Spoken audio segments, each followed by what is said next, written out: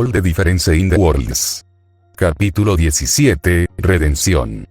La antigua oficina de Ozpin, 3 horas antes del triunfo. Hola Jaune, dijo Ruby Rose con una sonrisa triste, ignorando al petrificado Wyvern Green que la miraba a la luz de la luna rota.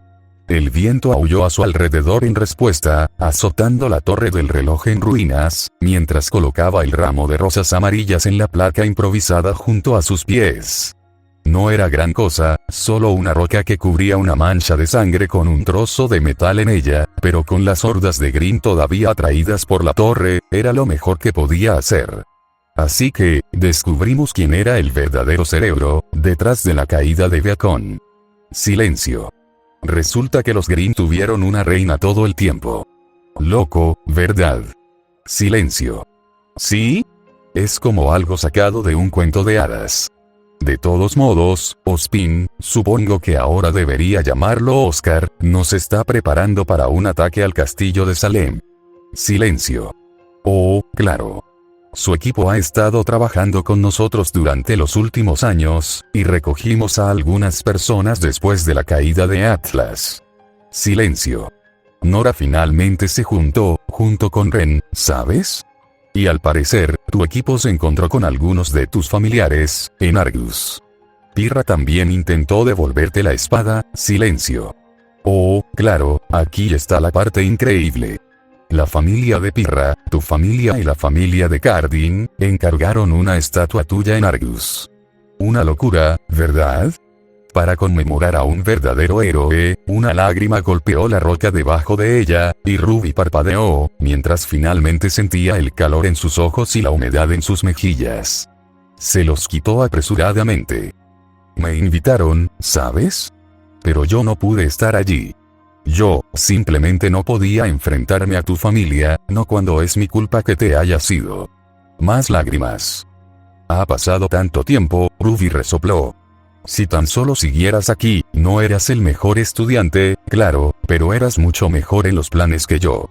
Quizás, tal vez si hubiera sido yo, en lugar de ti, podrías haber encontrado una manera de salvar a Atlas. Los aullidos de Grimm se podían escuchar débilmente en la distancia, mientras los nuevos habitantes de las ruinas de Beacon captaban su negatividad. ¿Por qué, maldita sea, por qué? ¿Por qué tuviste que recibir ese golpe por mí? La frustración tiñó la voz de Ruby ahora, y no pudo evitar apretar el puño. Debería haber sido yo. Yo subí allí para salvarte, no al revés. Y todavía tenía aura. Habría estado bien. Teníamos tantas cosas planeadas, tantas cosas que hacer después del festival vital. ¿Por qué tuviste que dejarme solo? Los sollozos llegaron ahora, mientras recordaba una vez más lo que había sucedido en ese lugar. El alivio de verlo con vida, seguido por la conmoción entumecida de verlo caer, que lentamente se había convertido en horror a medida que se daba cuenta. Se arrodilló y tocó con cuidado la pieza de metal, y le arrancó la coraza cuando él la había salvado. Lo siento. Ruby finalmente se atragantó, antes de repetir en voz baja. Debería haber sido yo, debería haber sido yo. Los aullidos se hicieron más fuertes, y ahora se podía escuchar a lo lejos el sonido de pisadas pesadas. Ella continuó ignorándolo, mientras pensaba en él. Su sonrisa tonta y su naturaleza tonta, desaparecieron de Remnant para siempre. Todo porque había sido demasiado débil, demasiado lenta. Su agarre se estrechó alrededor de Crescent Rose, mientras el primero de los Beowulfs se dirigía a la cima de la torre del reloj. Estuvo tentada de descargar su ira y sus frustraciones en ellos, pero sabía que no tendría sentido. Los Grimm seguirían llegando, seguirían acudiendo al dragón, mientras Salem estuviera vivo. No, en este momento, necesitaba guardar su energía para la próxima batalla. Ya habría tiempo para reclamar el reino de Vale más tarde, para reclamar Beacon, para finalmente construir un monumento adecuado. En su lugar, agarró la reliquia de la creación y la usó para crear un portal de regreso a donde descansaban las fuerzas de Ozpin, justo fuera de la vista del castillo de Salem. Sin embargo, antes de irse, echó un último vistazo a lo último que tenía que recordar a su primer amigo, y juró que, pasara lo que pasara, detendría a Salem.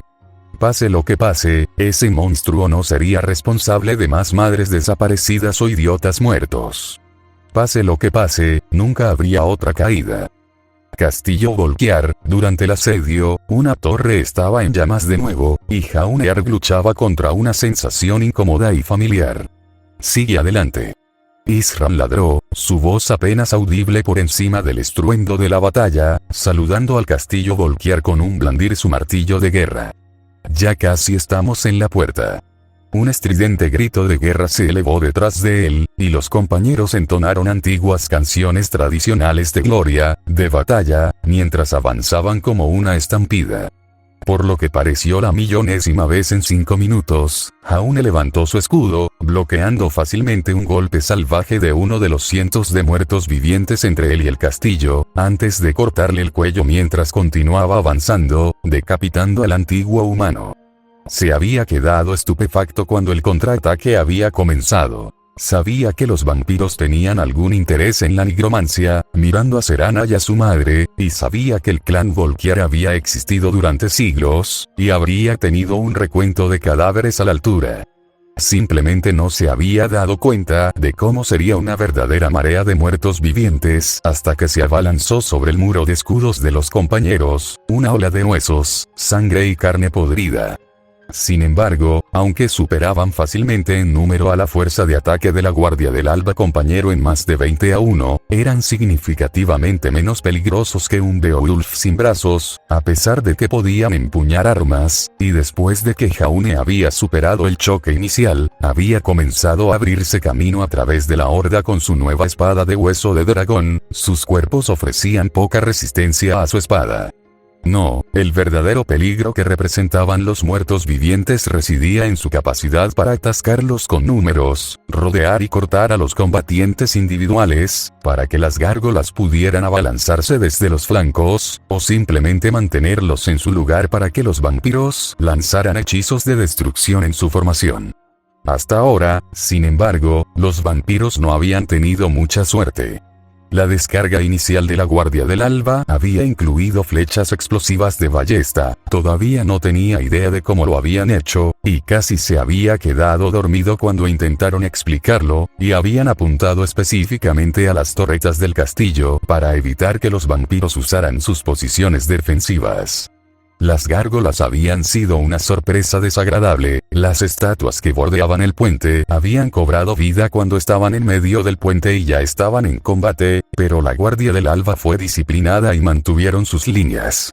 Un chillido frente a él lo alertó de enemigos mucho más peligrosos en el puente. Los zombies y los esqueletos eran rígidos e inexpertos, y aunque las gárgolas eran fuertes y rápidas, eran animales, confiando en la astucia instintiva en lugar de en planes y tácticas de batalla.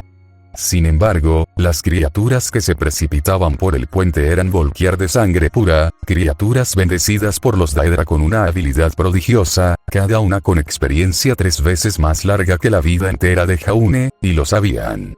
Esa confianza fue su defecto fatal. Los compañeros luchaban contra gigantes, la Guardia del Alba estaba especializada en luchar contra vampiros, sin mencionar que la mayoría de los miembros eran ex-vigilantes o cazadores, y Jaune y Yam habían luchado contra numerosos equipos de exterminio Volquiar en el mes más o menos que habían estado ayudando a Serana.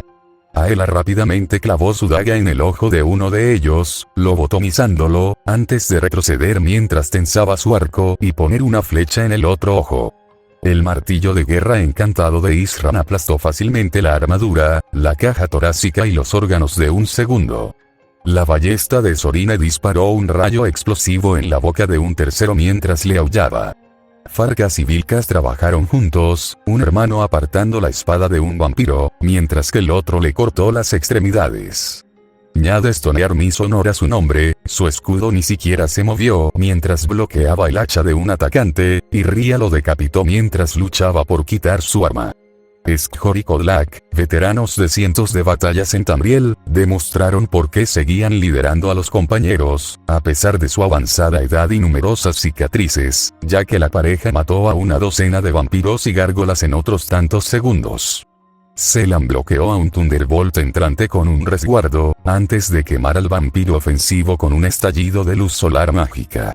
Jaune había visto a los estudiantes mayores y a los profesores en acción, durante la brecha y el ataque a Viacom, pero no pudo evitar quedar impresionado por los compañeros y la guardia del alba que lo rodeaban, incluso mientras inconscientemente reaccionaba a los movimientos a su alrededor, levantando su escudo para interceptar un golpe furioso de un vampiro que cargaba contra él. Mientras se inclinaba hacia adelante y balanceaba su espada horizontalmente debajo de su escudo, sacando sangre y ganando espacio. Sin embargo, antes de que pudiera aprovechar la oportunidad de contraatacar, una mancha ardiente aterrizó frente a él, aplastando al vampiro.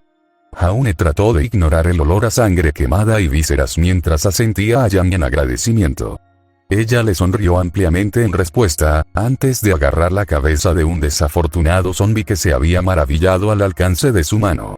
Jaune no pudo evitar hacer una mueca mientras golpeaba su cabeza contra el suelo, antes de agarrar una pierna y usarla para agitar el cuerpo contra algunos zombis cercanos. Suspiró, ya más que acostumbrado a su brutalidad, mientras ella despejaba el camino a través de la horda que disminuía rápidamente.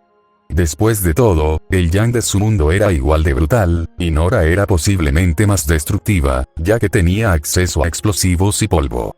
El movimiento delante de ellos lo impulsó a la acción, y ya se estaba moviendo para cubrir a Yang, cuando el mago vampiro frente a ellos terminó de canalizar magia en su hechizo, y el fragmento de hielo se rompió contra su escudo, los fragmentos rebotaron inofensivamente contra su aura.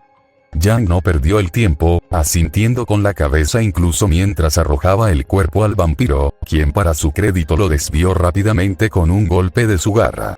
Sin embargo, no fue lo suficientemente rápido como para bloquear el segundo cuerpo, ya que Yang saltó hacia él, y aulló de dolor mientras su capa de llamas quemaba su carne de no muerto antes de aplastar su cráneo. Jaune fingió que no la oyó reír salvajemente mientras se alejaba. Honestamente, no podía decir si el hecho de que Yang disfrutara de la batalla era solo una cosa de Yang, o si era una cosa de los nórdicos. No recordaba que Yang se riera así cuando la llamaron para entrenar con Pirra, pero, por otra parte, nunca había ganado una batalla contra su compañera. Ociosamente, incluso mientras instintivamente se abría camino a través del tramo final antes de la puerta, cortando a través de los muertos vivientes con su espada, no pudo evitar pensar en su mundo, sus amigos. Se preguntó cómo reaccionarían al verlo ahora, con su nueva espada, y todo lo que había pasado. Pirra probablemente estaría contenta de verlo de nuevo, después de haberlo regañado por enviarla a un lugar seguro, y probablemente exigiría una ronda con él, para ver cuánto había mejorado. Entre su experiencia y su arma no metálica, sintió que probablemente podría haber sobrevivido durante al menos 10 minutos. Nora y Ren probablemente estarían más interesados en las aventuras que había tenido, aunque se divirtió imaginando la cara de Nora cuando le dijo que no había panqueques en Skylin. ¿Y Ruby? Es casi seguro que estaría fascinada por su nueva arma, y especialmente por el material del que estaba hecha. Sobre todo, como no se trataba de una reliquia familiar, se armó de valor mentalmente, imaginando los ojos de cachorro de Ruby mientras ella le rogaba que la dejara ayudarlo a instalar la tecnología de cambio de mechas en su espada. Solo había sobrevivido a sus intentos durante tanto tiempo porque Crocia Morse no era realmente su espada, Gunmar. Isram bramó, y la mente consciente de Jaune volvió a su batalla actual. No se había dado cuenta de que ya estaban a las puertas. Su cuerpo había estado en piloto automático mientras seguía el ejemplo de Yang a través del puente. Probablemente fue lo mejor. No quería imaginar el olor en ese momento, ni pensar en lo adolorido que estaría una vez que la adrenalina se desvaneciera. Serana, que había estado en la retaguardia todo el tiempo, corrió hacia la puerta y rápidamente disparó sus hechizos más fuertes de llamas y escarcha a la puerta, debilitando el rastrillo con el choque de temperatura. En algún lugar detrás de él, sonó un cuerno de guerra, y escuchó débilmente el sonido del hierro traqueteando, antes de que fueran reemplazados por fuertes pisadas. La guardia del alba le había hablado de ellos, de cómo, a pesar de que estaban bien entrenados, seguían siendo bestias salvajes y, por lo tanto, había que contenerlos durante el viaje, por si acaso estaban agitados. Al verlos en acción ahora, definitivamente pudo ver la sabiduría en ello, mientras un par de trolls con armadura enojados cargaban por el puente. La puerta, construida en la antigüedad, había sido construida para resistir múltiples impactos de un tronco relativamente ligero, confiando en el hecho de que era una pequeña isla envuelta en niebla para evitar que los enemigos enviaran algo más pesado, o lo bombardearan desde el mar. Entre siglos de abandono y exposición a la brisa marina, y los hechizos de Serana, no tuvo ninguna oportunidad contra los trolls acorazados.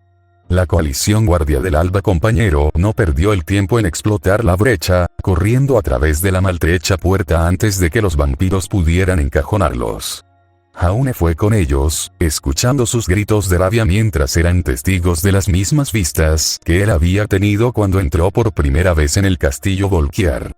Personas vivas tendidas sobre las mesas, reducidas a poco más que bolsas de sangre sin sentido para la corte. Los esclavos sirvientes intentaron atacarlos suicidamente, intentaron golpearlos con sus bandejas y copas. Ni siquiera tenían la mente suficiente para defenderse, ya que ellos también fueron abatidos rápidamente. Jaune solo podía pensar en ello como una misericordia. Sin duda, era más de lo que la Guardia del Alba y los compañeros mostraron a los vampiros, azotados por una furia justa como estaban. Se consideraban a sí mismos en una cruzada moral por el destino de Tamriel, pero esta era la primera vez que veían lo que les esperaba si perdían. La corte de Arcon era la más fuerte de los vampiros de sangre pura, empuñando armas antiguas conocidas solo en las leyendas, hábiles en muchas formas de magia y combate perdidos en el tiempo, con una fuerza y velocidad mejoradas para igualar.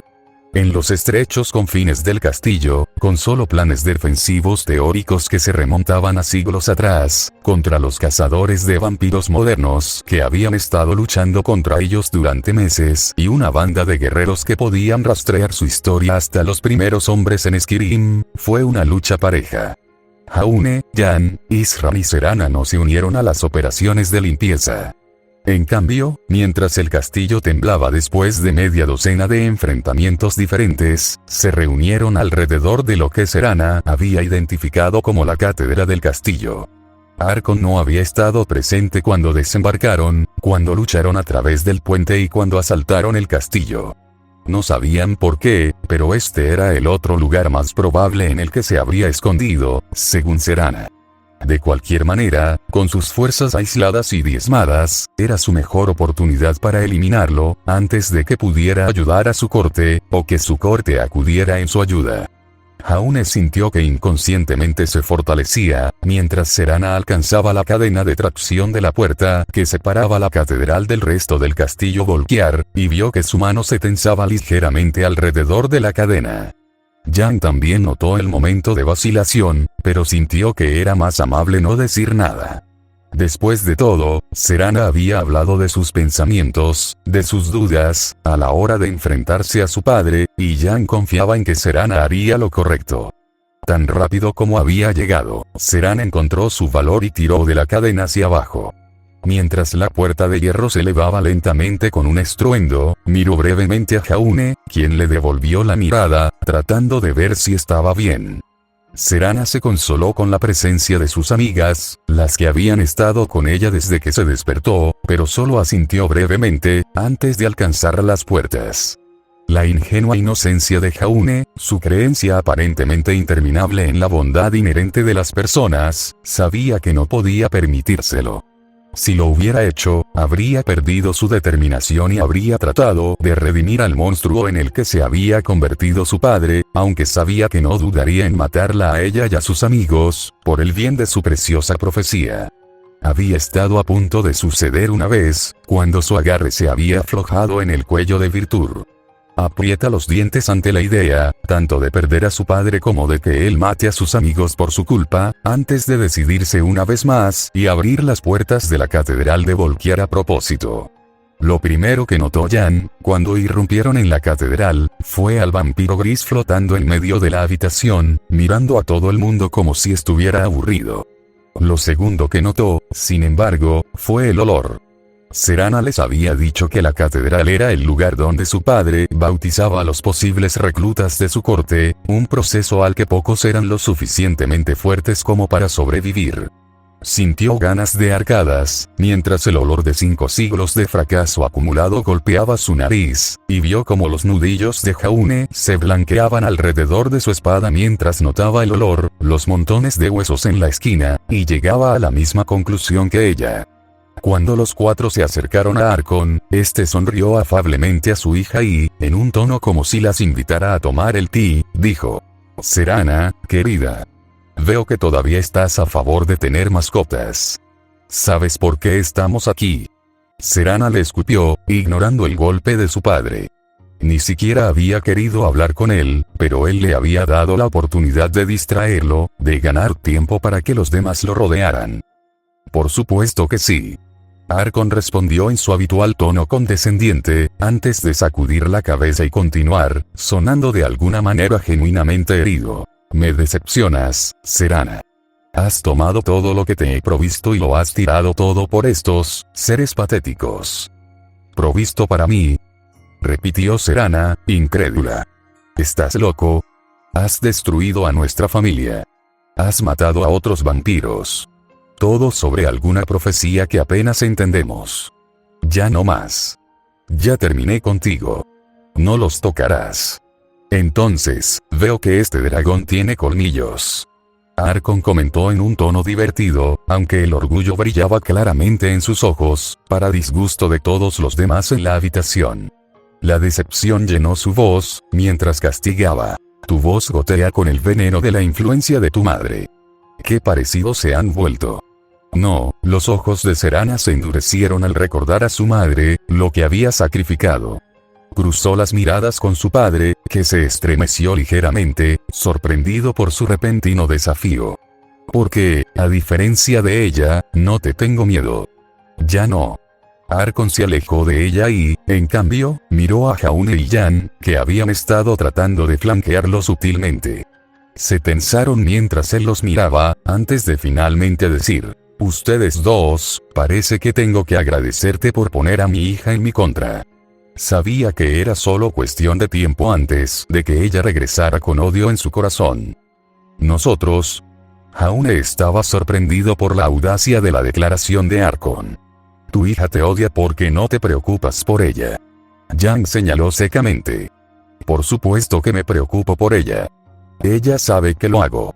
Arcon se jactó, ignorando las burlas de incredulidad de Serana, Jaune y Jan. «Pero había que hacer sacrificios por el bien de nuestra especie.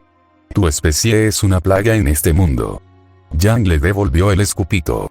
«Sí, sí. Siempre los nobles cazadores de vampiros».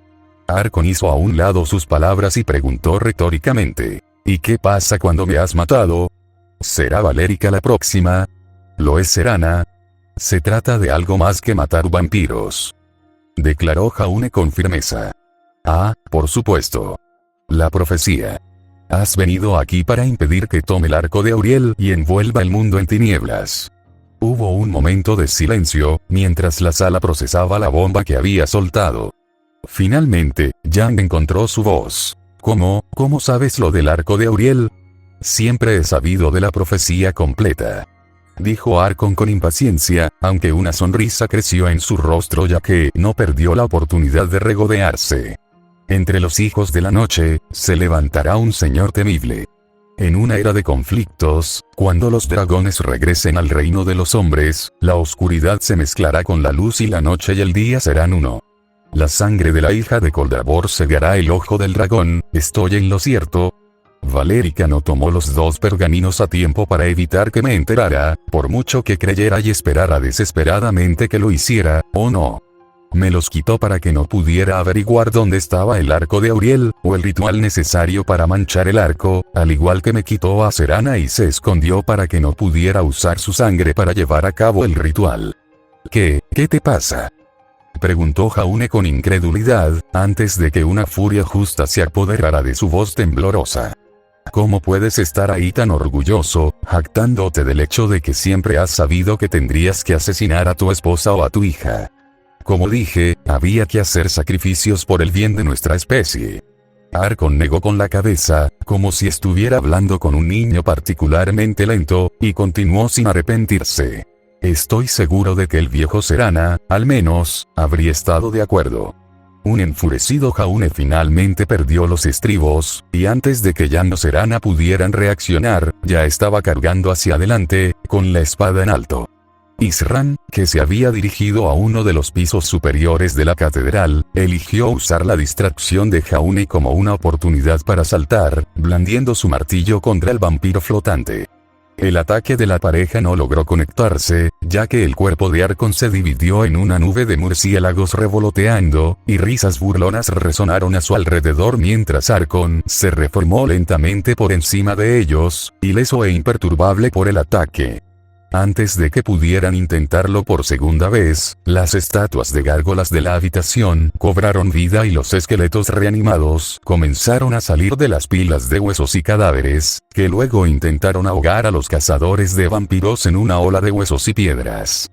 Por supuesto, los 4 guerreros experimentados aplastaron fácilmente la ola en segundos. Las gárgolas eran tan fuertes como las Beowulfs, y no venían en manadas. Pero aún así les costó unos preciosos segundos, y cuando regresaron a Arcon, se había cubierto con un escudo de energía teñida de rojo. Serana maldijo, reconociendo el hechizo. Dudaba de que incluso Jan con la espada de Jaune pudiera hacer algo más que destrozarla, no con la cantidad de poder que había almacenado. Y si no se había equivocado en su conjetura, su padre seguiría reanimando esqueletos para lanzárselos, hasta que sus compañeros mortales finalmente se cansaron y cayeron. A menos que, Jaune, gritó Serana, mientras golpeaba a un esqueleto recién resucitado con un rayo. Usa el arco de Auriel. Jaune parpadeó, sin esperar que lo pusieran en un aprieto, y preguntó, ¿cómo? ¿Qué quieres decir, cómo? Exclamó Jan. Úsalo para disparar una de las flechas que nos dio el elfo de las nieves. Nunca he usado un arco en mi vida. Jan, Serana e Isran parpadearon, desconcertados. Finalmente, Jan encontró su voz. No eras un cazador en entrenamiento. Te lo dije, no ese tipo de cazador. Replicó Jaune, mientras envainaba su espada y sacaba el arco de Auriel. Sin embargo, la forma en que lo sostenía dejaba en claro que realmente nunca antes había manejado un arco. Jaune, por su parte, trató desesperadamente de recordar cómo esa bruja de fuego había usado su arco. Arcon, por supuesto, se dio cuenta de la inexperiencia de Jaune y no pudo resistir la oportunidad de apoderarse del arco. Con un gesto, bajó su escudo y voló hacia Jaune lo más rápido que pudo, con un brillo hambriento en sus ojos. Jaune gritó en estado de shock e instintivamente balanceó el arco como un garrote, canalizando inconscientemente su aura en él mientras lo hacía. Arcon podría haber sido capaz de esquivar fácilmente el incómodo golpe, si no fuera por Jan, que había saltado para interceptarlo tan pronto como hizo su movimiento. Arcon era un señor vampiro de sangre pura con poderes daédricos y siglos de experiencia. Jan era una luchadora entrenada, en la cima de su apogeo físico, y una sangre de dragón despierta, que ya había devorado el alma de un dragón. Ella fue lo suficientemente rápida como para cargar contra su costado, aplastándolo contra el suelo, antes de que sus garras pudieran alcanzar el cuello de Jaune. Un latido después, el arco de Auriel, su encantamiento divino activado por el aura de Jaune, golpeó a Arcon en la frente. Los resultados fueron instantáneos e impresionantes, y Arcon gritó de dolor como un alma maldita, mientras el área alrededor del arco comenzaba a quemarse, la luz del sol concentrada convertía su antigua carne en copos de ceniza. Como un animal herido, Arcon se revolcó instintivamente, enviando a Jaune y Jan volando lejos de él, pero el daño ya estaba hecho, y Arcon solo podía moverse a ciegas, sin ojos más, antes de que Isran aplastara lo que quedaba de su cabeza con su martillo de guerra y le atravesara el corazón con una ballesta. Hubo un largo silencio, mientras los 4 observaban cómo el cuerpo destrozado de Arcon se desmoronaba hasta convertirse en polvo, antes de que, con voz pesada, Serana finalmente hablara. Bueno, ya está hecho. Buen trabajo, muchacho. Dijo Isran bruscamente, dándole una palmada en el hombro a Jaune. Atraerlo con ese acto de incompetencia, Jaune, Jan y Serana ocultaron sus muecas, sabiendo que no había sido un acto, y Jan le lanzó una mirada a Jaune.